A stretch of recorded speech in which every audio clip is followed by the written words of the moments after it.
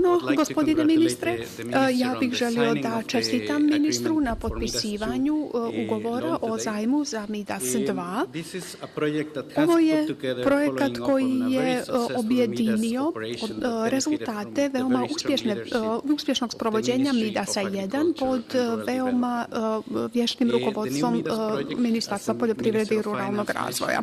Kao što je ministar pomenuo, ovo je projekat kojim će se podržati nacionalni program za razvoj poljoprivrede i ribarstva kroz garantove za farmere i ribare, a koji će također i raditi na jačanju institucija koje rade u ovim oblastima. Ja bih samo odvojio 1 minut da posvetim postignućima u sklopu projekta Midas 1. To je projekat koji je služio za uspostavljanje i jačanje sistema i institucija koji omogućavaju bolji kvalitet života farmerima i očuvanje ruralnih područja.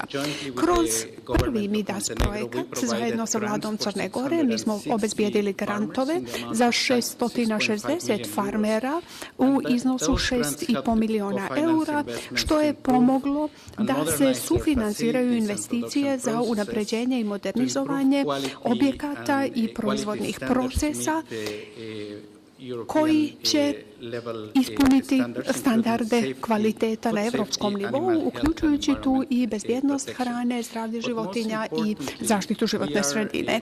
Međutim, najvažnije je reći da su kroz ove garantove unaprijeđeni izvori primanja farmera koji su bili korisnici.